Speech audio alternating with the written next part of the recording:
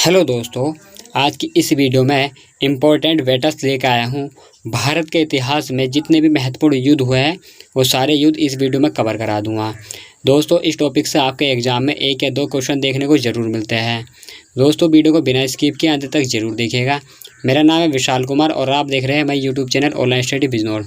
चलिए दोस्तों, वीडियो को स्टार्ट करते हैं।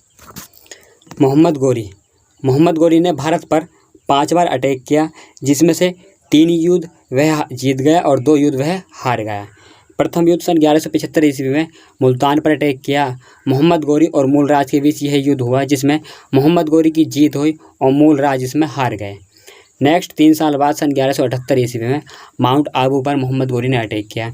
यह युद्ध मोहम्मद गोरी और भीमदेव द्वितीय के बीच हुआ, जिसमें इस युद्ध में भीमदेव द्वितीय की जीत हुई और मोहम्मद गोरी को इस युद्ध में हार का सामना करना पड़ा।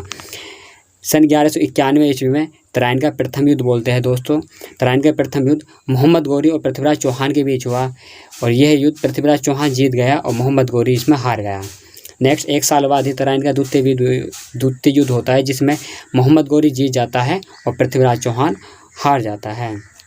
सन 1194 ईस्वी में चंदावर का युद्ध होता है। यह युद्ध मोहम्मद गोरी और जयचंद के बीच होता है।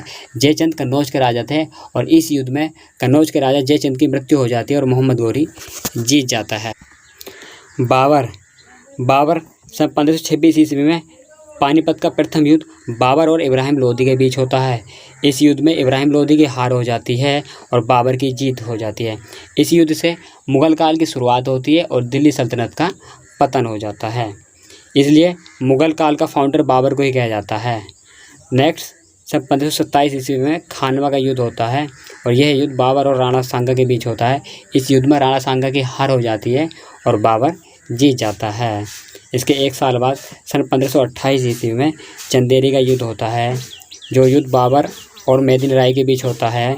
इसमें फिर से बाबर जीत जाता है और मेदिन राय की इसमें हार हो जाती है। सन 1529 ईस्वी में घाघरा का युद्ध होता है, जो बाबर और अफ़गानों के बीच होता है। अफ़गानों का नेतृत्व इस युद्ध में महमूद लोदी कर रहे थे। इसमें अफ़गानों की हार हो जाती है और बाबर की इसमें जीत हो जाती है। सन 1530 ईस्वी में बाबर की मृत्यु हो जाती है दोस्तों नेक्स्ट हुमायूं बाबर का ही पुत्र था। तो हुमायूं ने भी बहुत इंपॉर्टेंट युद्ध लड़ा है। सन 1539 ईस्वी में चौसा का युद्ध हुमायूं लड़ता है, हुमायूं और शेरशाह सूरी के बीच, जिसमें हुमायूं की हार हो जाती है और शेरशाह सूरी इसमें जीत जाता है। शेरशाह सूरी ने ही ग्रैंड ट्रंक रोड की स्थापना की थी। नेक्स्ट इसमें 1 साल बाद 1540 ईस्वी में, जिसको बिलग्राम का युद्ध बोलते हैं, बिलग्राम या कन्नौज का युद्ध बोलते हैं, यह युद्ध फिर से हुमायूं और शेरशाह सूरी के बीच होता है। इस युद्ध में फिर से हुमायूं की हार हो जाती है और शेरशाह सूरी इसमें जीत जाता है। इस युद्ध के उपरांत हुमायूं को इस युद्ध से भागना पड़ता है, वह भाग जाता है और सन 1555 में हुमायूं दोबारा से आता है भारत में और सन 1555 में हुमायूं फिर से युद्ध लड़ता है नसीब खां के बीच। नसीब खां और हुमायूं के बीच यह युद्ध लड़ा जाता है, जिस युद्ध में हुमायूं की जीत हो जाती है और नसीब खां हार जाता है। इस युद्ध को मच्छीवाड़ा का युद्ध कहा जाता है। नेक्स्ट 1555 में ही हुमायूं और सिकंदर शाह सूरी के बीच एक युद्ध लड़ा जाता है, जिसको हम सरहिंद का युद्ध बोलते हैं। इसमें फिर से हुमायूं जीत जाता है और सिकंदर शाह सूरी की इसमें हार हो जाती है। फिर से मुग़ल काल की स्थापना हो जाती है। बीच में 15 साल के लिए सूरी वंश की स्थापना हो गई थी, मुग़ल काल ख़त्म हो गया था। अब फिर से सन 1555 में मुग़ल काल की स्थापना हो जाती है। नेक्स्ट अकबर हुमायूं का ही पुत्र था। अकबर एक ऐसा मुग़ल शासक था जो बिना पढ़ा लिखा था, जो अनपढ़ था। अकबर की पढ़ाई इसलिए नहीं हुई क्योंकि हुमायूं को भागना पड़ा था। भाग दौड़ के चक्कर में अकबर की पढ़ाई नहीं हो पाई। तो अकबर बहुत ही शक्तिशाली शासक था, परंतु अनपढ़ शासक था। अकबर ने भी बहुत अच्छे काम किए। सन 1556 में पानीपत का द्वितीय युद्ध अकबर ने लड़ा। 30 साल बाद पहला युद्ध 1526 ईस्वी में लड़ा गया था बाबर और इब्राहिम लोदी के बीच। 30 साल बाद दूसरा युद्ध पानीपत का दूसरा युद्ध 1556 में अकबर और हेमू के बीच लड़ा जाता है, जिसमें अकबर की जीत होती है और हेमू की इसमें हार हो जाती है। नेक्स्ट 1576 ईस्वी में हल्दी घाटी का युद्ध अकबर और महाराणा प्रताप के बीच होता है।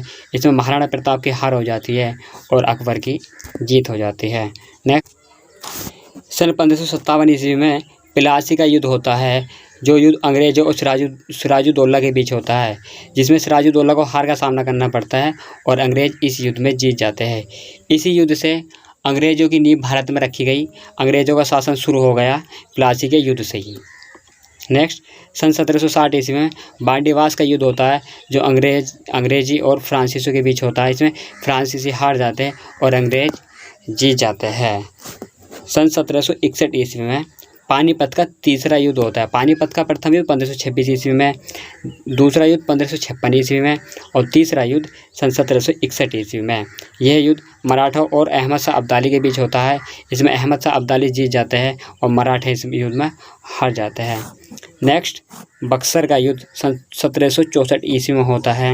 यह युद्ध अंग्रेज एक तरफ थे और 3 राजा ये एक तरफ थे, शुजाउद्दौला, मीर कासिम, शाह आलम द्वितीय। ये तीनों राजा एक तरफ थे और अंग्रेज एक तरफ थे। फिर भी अंग्रेज जीत जाते हैं और ये तीनों इस युद्ध में हार जाते हैं। नेक्स्ट, प्रथम आंग्ल मैसूर युद्ध। प्रथम आंग्ल मैसूर युद्ध हैदर अली और अंग्रेज़ों के बीच होता है और यह युद्ध मद्रास की संधि से समाप्त होता है। प्रथम आंग्ल मैसूर युद्ध सन 1767 ईस्वी से लेकर 69 ईस्वी तक होता है। हैदर अली एक बहुत शक्तिशाली शासक था। हैदर अली के साथ युद्ध में उसका बेटा टीपू सुल्तान भी जाता था। उस समय टीपू सुल्तान उस समय छोटा था, फिर भी वह अपने पिता के साथ हैदर अली के साथ युद्ध में जाता था। द्वितीय आंग्ल मैसूर युद्ध सन 1780 से लेकर 84 तक यह युद्ध होता है। फिर से हैदर अली और अंग्रेज़ों के बीच होता है। इस युद्ध का कोई परिणाम नहीं होता है, कोई भी इस युद्ध में नहीं जीतता है और मंगलोर की संधि से यह युद्ध फिनिश हो जाता है। नेक्स्ट, तृतीय आंग्ल मैसूर युद्ध। टीपू सुल्तान का पिता हैदर अली की मृत्यु हो जाती है और उसके बाद तृतीय आंग्ल मैसूर युद्ध में टीपू सुल्तान और अंग्रेज़ों के बीच युद्ध होता है सन 1790 ईस्वी से लेकर 92 ईस्वी तक और श्रीरंगपट्टनम की संधि से यह युद्ध समाप्त हो जाता है। नेक्स्ट, चतुर्थ आंग्ल मैसूर युद्ध सन 1797 ईस्वी से लेकर 99 ईस्वी तक होता है। फिर से यह युद्ध टीपू सुल्तान और अंग्रेज़ों के बीच होता है। टीपू सुल्तान और उनके पिता हैदर अली, इनका युद्ध हमेशा अंग्रेज़ों से ही हुआ है, अंग्रेज़ों से होता है। इसमें टीपू सुल्तान की मृत्यु हो जाती है और अंग्रेज़ों की इस युद्ध में जीत हो जाती है। नेक्स्ट, सन 1962 में भारत और चीन का युद्ध होता है, जिसमें चीन जीत जाता है और भारत को कुछ अपने क्षेत्रों को इसमें गंवाना पड़ता है। भारत अपने क्षेत्रों को इसमें कुछ गंवा देता है। फिर सन 1965 ईस्वी में भारत पाक युद्ध होता है, जिसमें भारत जीत जाता है और इस युद्ध में शिमला समझौता होता है। सन 1971 ईस्वी में भारत और पाक युद्ध होता है, जिसमें फिर से भारत जीत जाता है और बांग्लादेश एक स्वतंत्र देश बनता है। सन 1999 में भारत पाक युद्ध फिर से होता है, जिसे हम कारगिल युद्ध भी कहते हैं। फिर से पाकिस्तान हार जाता है और भारत जीत जाता है। भारत पाक युद्ध 3 बार होता है, तीनों बार भारत जीतता है और पाकिस्तान हार जाता है। कारगिल दिवस 26 जुलाई को कारगिल विजय दिवस बनाया जाता है। भारतीय शहीदों के सम्मान के लिए कारगिल विजय दिवस 26 जुलाई को बनाया जाता है।